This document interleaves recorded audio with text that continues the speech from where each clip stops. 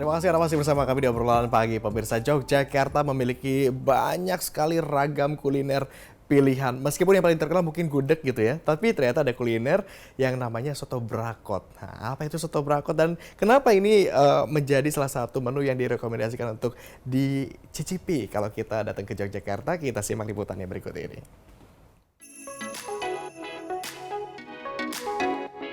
Meski disebut kota gudeg, kuliner satu ini tak kalah istimewa. Kenalin, sajian satu ini dinamakan soto brakot. Kelihatannya nggak ada beda jauh ya dengan soto yang kita kenal. Tapi keistimewaan soto brakot ini ada pada tulang belulang yang tersaji di dalam mangkok. Wih, mantap! Brakot adalah makanan yang dibuat dari bagian sapi yang tersaji utuh. Misalnya tulang iga hingga kaki sapi. Pantas aja soto brakot ini tersaji dengan super jumbo. Oh, asal-usul dari soto brakot itu ya memang karena kita itu bikin produk ya. Produknya ya memang pertama unik, yaitu memang terkait tulang-tulangan. Kalau menu unggulannya di brakot itu ada brakotan sikil, ada soto brakot sikil, ada brakot balung, ada brakot iga. Untuk seporsi soto brakot dibanderol mulai dari Rp83.000. Tapi bisa disantap oleh 4 hingga 5 orang kok. Kalau porsi yang lebih kecil, ada brakotan iga yang dijual dengan harga Rp27.000. Disantap untuk 4 orang. Selain soto brakot, kedai ini juga menjual minuman susu khas Turki.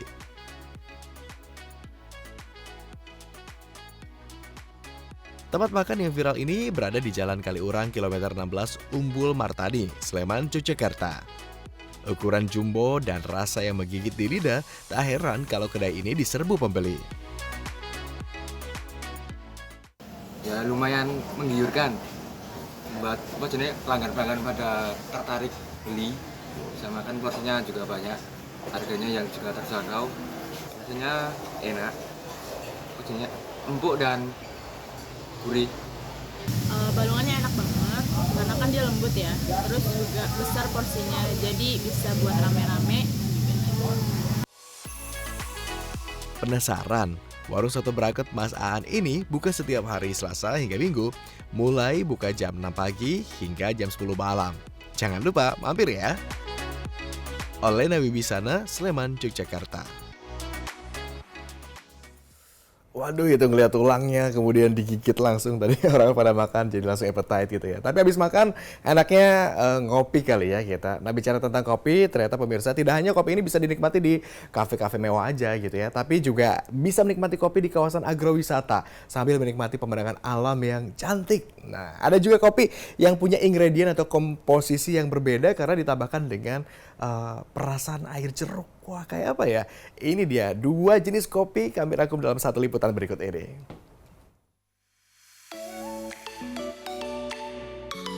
Nyeruput kopi sambil menikmati sejuknya alam tentu menjadi pengalaman berharga ya. Eits, kopi yang disantap ini juga nggak biasa, melainkan biji kopi fermentasi dari perut luwak.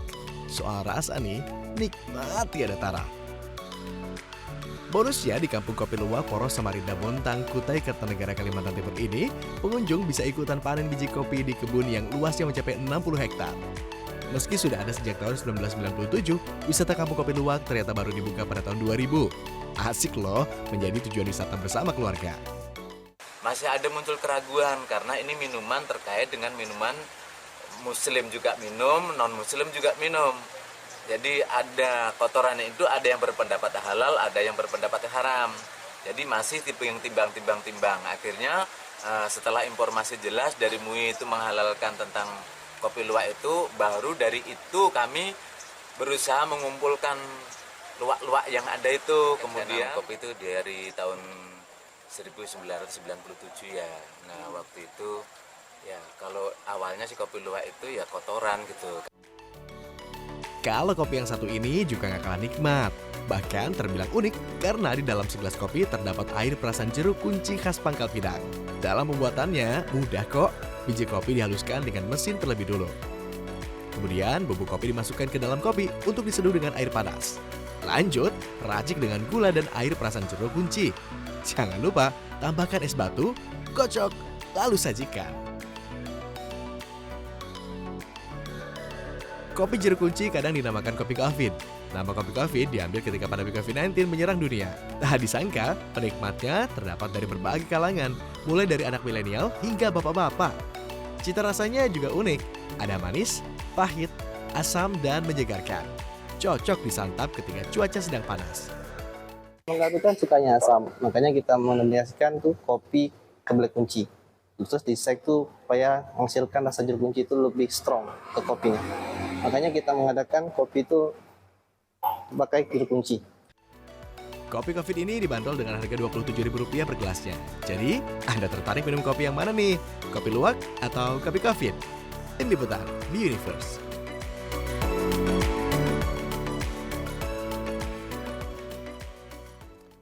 Wah, modifikasi kopi ala kearifan lokal tadi ya ternyata. Kalau Irish Coffee dicampur antara kopi hitam dengan juga rum, tapi kalau ternyata di Indonesia ada nih, kopi dicampur dengan perasan air jeruk. Rasanya kayak gimana itu? Asam campur rasa pahit. Tapi ternyata punya penggemarnya sendiri. Tapi kalau bicara kopi nih ya pemirsa, memang kopi ini sudah seakan-akan menjadi gaya hidup masyarakat. Khususnya di metropolitan, mau harga berapapun orang rela bayar mahal untuk menikmati secangkir kopi dengan cita rasa yang premium. Tapi kalau di daerah nih kira-kira gimana ya?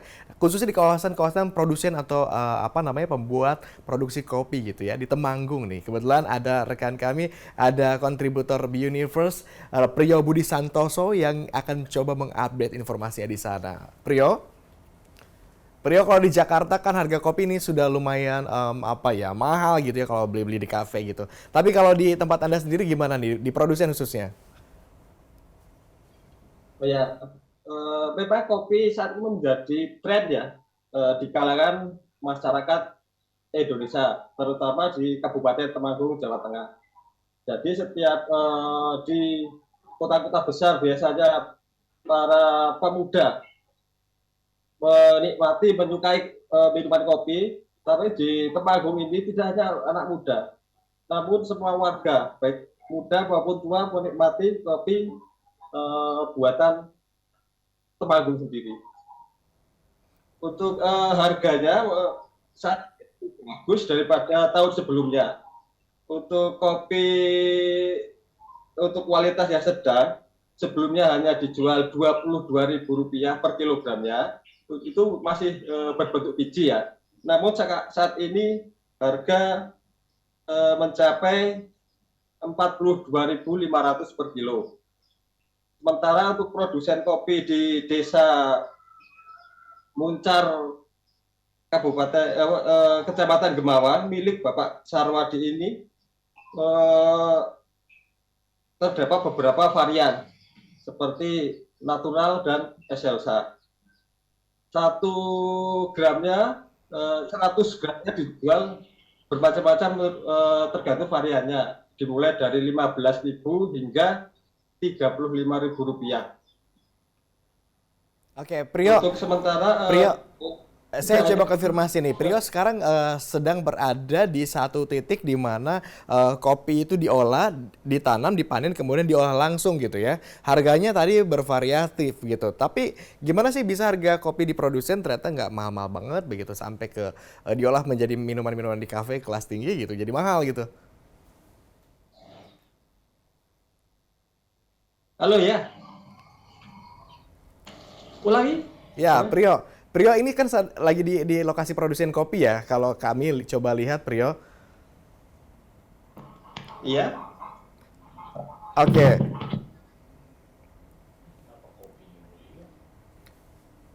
Oke, Priyo, tampaknya kita mengalami kendala koneksi. Kita coba nanti update lagi dengan Priyo ya.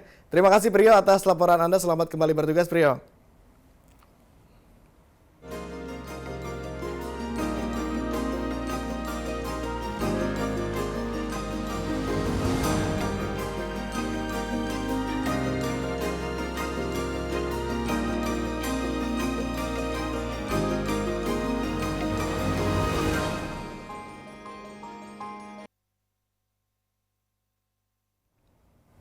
Oke, tadi sempat kita singgung bareng-bareng gitu ya. Kebiasaan ngopi ini tampaknya sudah menjadi gaya hidup begitu ya. Khususnya kalangan milenial yang sekarang rela merogoh kocek dalam begitu untuk menikmati secangkir kopi. Bahkan kemarin sempat viral begitu, ada anekdot yang menyebutkan bahwa gara-gara ngopi nih, potensi anak milenial yang harusnya sudah bisa membeli rumah gitu KPR, kemudian jadi terhambat, dia terganggu. Bagaimana bisa ya?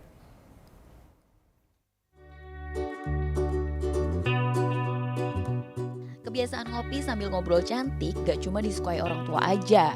Zaman now, tradisi ngopi digemari anak milenial. Gak cuma ngilangin kantuk, kebiasaan ngopi kini dipercaya kaulan muda bisa jadi mood booster atau sekedar nyari inspirasi. Awalnya, kedai kopi hanya berupa warung sederhana. Namun kini menjelma jadi coffee shop dengan tampilan yang lebih elegan, mewah, dan menarik. Jadi gak heran ya anak milenial betah berlama-lama di coffee shop. Rutinnya ngafe untuk ngopi nyatanya berimbas. Anak milenial yang sulit untuk membeli rumah. Hah? Kok bisa sih? Ya, jelas berpengaruh dong. Bad mood dikit ngafe, nongkrong cantik ngafe, bahkan bisa juga work from cafe. Nah, gaya hidup konsumtif inilah yang menghambat impian untuk memiliki rumah di usia muda. Hal ini juga diperkuat oleh data Kementerian Pekerjaan Umum dan Perumahan Rakyat. Diperkirakan ada 81 juta generasi milenial yang belum memiliki rumah. Ngomongin kebiasaan ngafe, anak milenial emangnya biasa ngabisin kopi berapa gelas kopi per hari ya? Kira-kira mereka percaya nggak sih kalau kebiasaan ngopi bisa bikin anak muda sulit membeli rumah? 2-3. Sekali ngopi ngeluarin budget berapa Bang? Dari 25 sampai 30 ribu. Iya. Bang, ada tanggapan nggak? Kan waktu itu Erick Thohir pernah bilang milenial tuh susah beli rumah karena kebanyakan ngopi. Ada tanggapan? Ya enggak juga lah. Masa ya gara-gara ngopi nggak bisa beli rumah, bisa aja kok. Bisa aja tetap. 1-2 kali ya. Iya. Sekali ngopi ngeluarin budget berapa Bang? Kisarannya 25.000 sampai 30 lah ya. Tapi kan Abang kerja nih, jadi menurut Abang kalau misalkan kerja meskipun ngopi setiap hari tetap bisa ada budget ya buat beli rumah?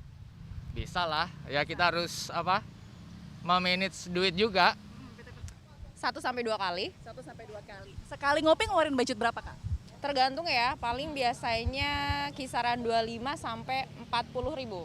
Jadi menurutku terkait dengan konsumsi kopi sama pendapatan dan juga membuat rumah, menurutku nggak ada korelasinya sih ya. Sebenarnya generasi milenial mampu kok membeli rumah. Hanya saja kebanyakan mereka belum merasa terlalu penting untuk mengalokasikan pendapatan untuk hunian. Jadi, mending ngopi di kafe atau beli rumah ya. Tim Liputan, Be Universe. Jadi gini, tahu nggak sih gitu kan, ngomong gitu langsung ngopi aja yuk mendingan. Nah, kerja sekarang di kafe sambil ngopi, nongkrong sekarang di kafe sambil ngopi. Mungkin itu gaya hidup tadi lah yang kemudian menjadi salah satu penyebab kenapa milenial kemudian sulit untuk membeli rumah kalau katanya gitu ya. Tetapi tadi kalau berdasarkan audiensi ternyata banyak juga millennials yang cukup percaya diri tetap bisa beli rumah walaupun ngopi. Kita coba tanya sama ahlinya deh, kita langsung berdiskusi pagi ini dengan pengamat perencana keuangan, ada Prita Gozi yang sudah bergabung bersama kami di obrolan pagi secara virtual. Kita coba sapa, selamat pagi Mbak Prita. Halo. Mbak Prita di mana, di Jakarta apa di mana? Sudah ngopi belum Mbak Prita? Kebetulan aku memang nggak ngopi orangnya. Nggak ngopi. Tadi kita sudah bahas sedikit Mbak Prita ya. Kebiasaan ngopi ini katanya sempat membuat anak milenial sulit untuk membeli rumah. Tapi dari pengamatan Anda sebagai pengamat keuangan soal ini bagaimana nih Mbak Prita? Baik, makasih Mas. Kebetulan saya sebagai perencana keuangan itu memang melihat perilaku dari banyak milenial maupun Gen Z saat ini yang memang sudah masuk ke angkatan kerja. Pada prinsipnya, perilaku untuk ngopi-ngopi ini akan terbagi dua. Yang satu adalah bagian dari kebutuhan hidup mereka, karena memang ada sebagian orang yang merasa bisa lebih kreatif atau bisa lebih produktif kalau misalnya dibantu oleh asupan kopi. Tapi ada juga yang lainnya yang memang ngopi-ngopi itu menjadi sebuah bagian dari gaya hidupnya, karena mungkin di situ dia bisa ketemu network baru dan lain-lain. Nah, sebetulnya pengeluaran ini bisa saja dibudgetkan dalam kebutuhan bulanan kita. Bila mana memang tidak dibudgetkan, nah ini yang sebenarnya bisa berpotensi menggerus keuangan kita, yang mana bisa menghambat kita mencapai berbagai tujuan keuangan yang lain. Jadi boleh ngopi, boleh nongkrong atau punya gaya hidup tertentu. Kalau tadi memang ternyata ada manfaatnya ya, memperbesar networking dan sebagainya. Tetapi dibudgetkan harus ada porsinya gitu ya. Itu baru kopi. Tapi sebetulnya Mbak Prita, apa saja sih sebetulnya faktor yang kemudian membuat anak milenial ini sulit membuat atau membeli rumah di kemudian hari gitu? Selain karena ngebudgetin kopi doang. Oke, pertama yang membuat sulit adalah tidak memiliki tujuan keuangan yang pasti. Apa maksudnya tujuan keuangan? Tujuan keuangan ini adalah target yang ingin kita capai. Contoh seperti tema kita hari ini, mau membeli rumah, mungkin ada yang lain mau mempersiapkan dana menikah, kemudian juga membeli kendaraan, atau bahkan yang sudah berkeluarga, itu mungkin anaknya masih baru lahir, lalu dia mempersiapkan dana pendidikan anak. Kehilangan atau absensinya tujuan keuangan ini menyebabkan kita tidak merasa punya target yang harus dicapai. Kalau tidak ada target yang mau dicapai, maka biasanya pengeluaran kita setiap bulannya itu rasanya seperti mengalir saja. Yang kedua, kita tidak menghitung berapa kebutuhan tersebut. Jadi meskipun sudah memiliki tujuan, tetapi pada saat kita tidak jelas target rupiahnya berapa, maka kita tidak tahu sebetulnya berapa banyak yang harus kita sisihkan setiap bulan untuk mencapainya. Sebagai contoh, kalau tadi Anda mengatakan ngopi-ngopi bisa menghambat membeli rumah, tergantung ngopinya berapa rupiah. Kalau ngopi-ngopinya sebatas 10.000 setiap hari atau 20.000, sepertinya sih itu tidak akan ada pengaruhnya. Tetapi pada saat mungkin ngopi-ngopinya itu mencapai 50 hingga 100.000 setiap hari atau bahkan lebih, maka dalam 5 tahun memang betul ada potensi dana sekitar 100 hingga 200 jutaan yang akan hilang begitu aja. Padahal mungkin dana 200 juta ini sudah bisa digunakan untuk DP rumah yang nilainya 1 miliar. Oke, jadi sebetulnya kalau kita mau menyisihkan sebagian dana tadi bisa cukup untuk DP rumah tadi 1 miliar kalau kata Mbak Prita. Kita coba berikan analogi ya. Ini tadi juga kita sempat menyaksikan anak-anak milenial begitu yang ternyata bisa ngopi 2 kali sehari pada saat ditanya gitu ya. Kemudian habis rata-rata berapa? Ada yang menyebut 25.000, ada yang menyebut 30.000 gitu ya. Katakanlah tapi harga per gelasnya ini kita ambil murahnya deh tadi, 20.000 per gelas gitu ya. Kalau ternyata ngopi tadi rata-rata 1-3 kali sehari, kita coba hitung 2 kali aja. Di sini kita coba hitung kalau ngopi 2 kali sehari dengan harga per gelasnya 20.000, artinya rata-rata anak milenial bisa menghabiskan uang Rp40.000 per harinya. Nah, kalau kita hitung dalam 30 hari, biaya yang dikeluarkan kemudian menjadi 1,2 juta rupiah. Kemudian jika kita kalikan 3 tahun aja misalkan, ini bisa nyampe Rp43.200.000. Wah, dari simulasi anggaran ini, anak milenial di usia 25 tahun seharusnya ini bisa beli rumah dengan uang muka rumah yang hampir 50 juta rupiah gitu ya.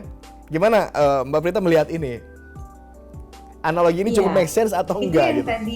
Itu yang tadi saya katakan Mas. Jadi tergantung harganya berapa, Anda ada di kota mana. Kalau kita menggunakan patokan yang tadi simulasi, mungkin tadi sepertinya 43 ya, bukan 4,3. Itu di DKI Jakarta rasanya sih itu juga sulit ya untuk mendapatkan properti seperti apa. Tapi mungkin kalau kita berbicara di kota-kota lain di Indonesia, barangkali bisa. Nah, makanya tadi saya katakan bahwa Anda mesti melihat tempat Anda tinggal di mana, kemudian itu memang berpengaruh atau tidak.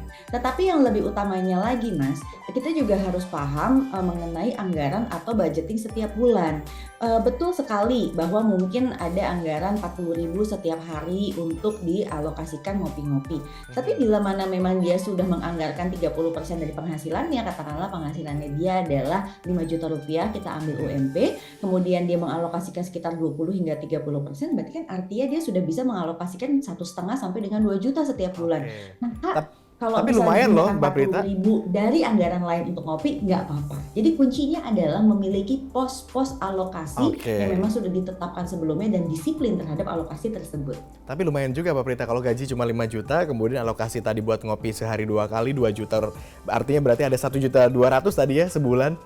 Dari 5 juta berkurang lumayan besar itu buat ngopi doang gitu. Tapi kalau benar kita coba ya, kebiasaan ngopi ini bener nggak sih gitu? Terlalu sarkastik nggak kalau kita nyebut kebiasaan ngopi ini jadi biang kerok anak milenial kemudian nggak bisa beli rumah? Ya namanya kebiasaan itu pasti ada pengaruhnya terhadap suatu tujuan keuangan. Kebiasaan ini bisa berupa ngopi-ngopi, bisa berupa check out secara mudah dari e-commerce, ataupun juga kebiasaan-kebiasaan lainnya seperti kebiasaan banyak banget langganan streaming, macam-macam. Jadi kita mesti paham apa sih sebetulnya kebiasaan-kebiasaan buruk termasuk pay later yang mungkin kita lakukan setiap bulannya yang bisa menghambat kita mencapai tujuan keuangan. Yang kedua, kedua, jadikan ini adalah fakta. Karena kita berbicara finansial. Kalau finansial itu tidak pakai perasaan. Jadi salah satu caranya adalah dengan membuat catatan keuangan selama 3 bulan terakhir. Dari situ kita bedah sebetulnya memang porsi terbanyak dari pengeluaran kita di mana. Kalau memang ternyata pengeluaran terbanyak kita yang akhirnya menghambat adalah kebiasaan kita ngopi-ngopi, maka mungkin kalau dihilangkan sama sekali agak sulit ya. Tetapi kita bisa turunkan. Jadi mungkin yang tadinya 1 hari itu 2 atau 3 gelas mungkin bisa diturunkan menjadi 1 gelas. Berikutnya lagi nanti bisa diturunkan menjadi selang-seling gitu ya. Jadi kayak hari Senin, hari Rabu atau kayak pakai tanggal lah genap ganjil gitu. Sehingga harapannya kita sudah bisa mengalokasikan kedua-duanya. Tetapi bila mana memang ternyata kebiasaan ini tidak mengganggu keuangan Anda, ya sebenarnya mungkin ada kebiasaan lain nih yang membuat Anda kok sampai sekarang belum punya rumah juga. Oleh sebab itu harus pahami dan kenali di setiap rumah tangga atau di setiap individu apa sih kebiasaan-kebiasaan buruk yang mungkin membuat Anda kesulitan mencapai itu. Maka saya sarankan untuk mengalokasikan gaji Anda di awal untuk saving dan investment sehingga sisanya yang bisa Anda gunakan untuk gaya hidup.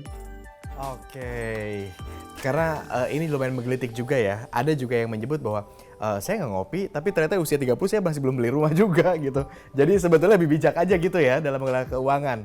Termasuk tadi tentukan target atau tujuan gitu. Terakhir, apa himbauan nih dari seorang perencana keuangan agar milenial kemudian bisa mencapai tujuan tadi, termasuk membeli properti bahkan di usia muda. Sebelum 30 deh udah bisa dapat properti, gimana? Oke, nomor 1, Anda masih memiliki rencana keuangan. Di dalam rencana keuangan ini, tetapkanlah tujuan-tujuan keuangan dengan jangka waktu yang memang ingin Anda capai. Bisa jangka menengah di bawah 2 tahun, jangka pendek di bawah 2 tahun, bisa jangka menengah 2-10 tahun, atau bahkan jangka panjang di atas 10 tahun. Yang kedua, Anda harus menghitung berapa kebutuhan dari target tersebut. Katakanlah kita berbicara beli rumah di mana, harga berapa, bentuknya seperti apa, sehingga Anda tahu berapa banyak uang cash yang mungkin harus Anda kumpulkan atau down payment yang harus Anda kumpulkan. Dan yang ketiga, tetapkanlah tempat untuk saving dan investment tersebut. Jadi kalau Anda masih menggabungkan antara penghasilan di satu rekening dengan pengeluaran-pengeluaran dan bahkan juga tabungan, sepertinya Anda tidak akan bisa mencapainya. Maka saya anjurkan untuk membagi menjadi 3, setidaknya dibagi post living, saving, dan playing. Post living digunakan untuk kebutuhan rutin bulanan, post playing silahkan digunakan untuk ngopi-ngopi cantik Anda, dan saving pastikan sekitar 30% dari penghasilan memang dialokasikan untuk masa depan Anda. Oke, bocoran dikit kalau gitu, Mbak Prita. Di usia berapa kita sudah mulai harus menabung untuk kepentingan-kepentingan tadi? Sebetulnya saat supaya Anda pertama kali udah bisa beli rumah gitu. Di usia berapapun. Oke. Baik, terima kasih Mbak Prita atas kesediaan Anda bergabung bersama kami. Ini inspiratif sekali. Mudah-mudahan milenial yang juga nonton ini juga bisa kemudian tertarik untuk ayo segera menabung atau bijak dalam mengelola keuangan, termasuk tips-tips yang tadi sudah disampaikan oleh Mbak Prita. Bermanfaat sekali. Terima kasih. Selamat pagi Mbak Prita. Pagi. Kita beralih ke informasi lain, pemirsa. Beberapa waktu lalu saya sempat mengajak begitu ya Anda terkait bagaimana bijak menghadapi polusi yang ada di Jakarta. Karena memang ternyata polusi di Jakarta ini juga berdampak tidak hanya bagi orang dewasa, tetapi juga bagi anak-anak. Mereka jadi kesulitan untuk beraktivitas di luar ruangan karena dibayang-bayangi oleh ancaman polusi udara.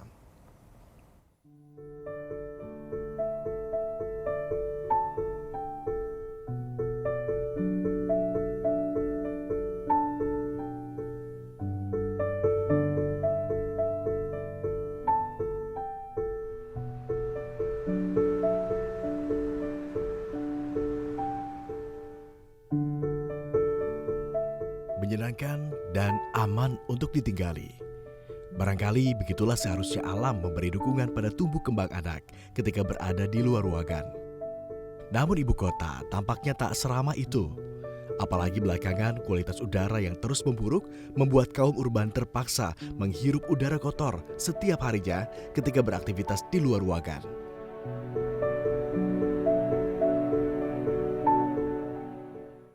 Berdasarkan makalah Berkeley Earth yang diterbitkan pada tahun 2015, polutan PM2.5 dengan besaran 80 mikrogram per meter kubik akan setara dengan menghirup asap rokok sebanyak 112 batang per bulannya.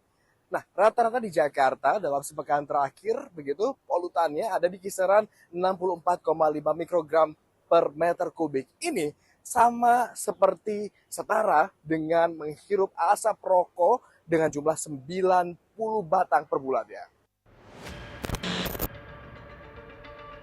90 batang rokok per bulan bagi orang dewasa saja tentu tidaklah sehat.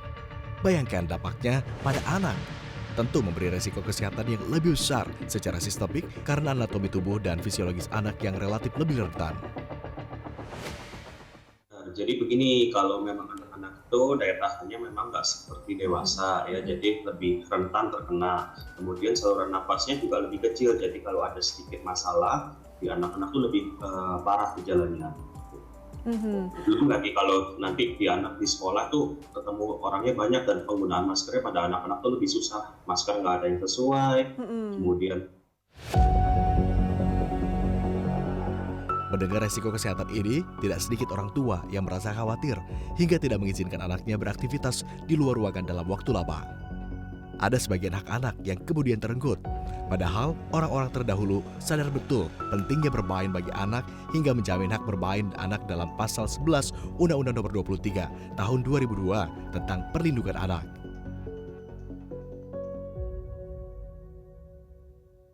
Sempat khawatir, cuma kalau ngelihat anaknya juga kasihan kan di rumah terus gitu kan. Ya akhirnya inisiatif bawalah ke taman-taman aja biar lebih aman sih kemungkinan kalau di taman gitu. Lebih terjaga memang di rumah.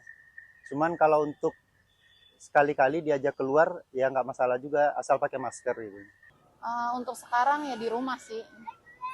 Untuk di rumah karena kan makin kesini tuh polusi makin ini ya makin banyak gitu.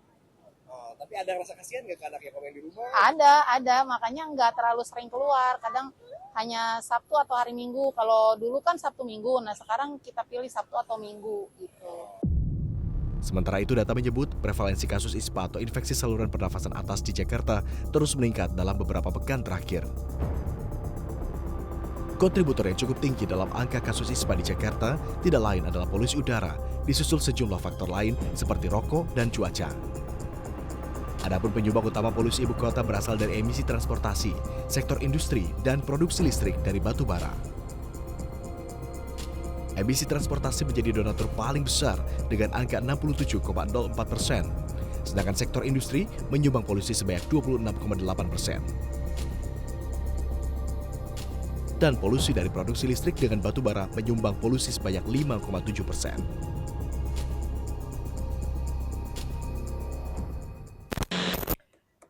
Yay! Seru ya? Ups!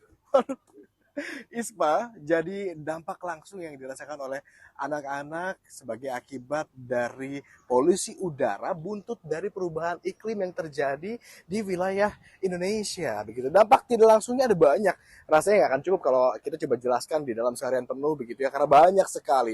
Jangan sampai kemudian akibat keegoisan orang dewasa begitu, baik itu pribadi maupun swasta yang berasal dari kendaraan bermotor, asap pabrik, industri, kemudian berdampak kepada anak-anak kita kelak atau generasi-generasi setelah kita nanti. Dari Jakarta, Agung Hardiansyah untuk The Universe.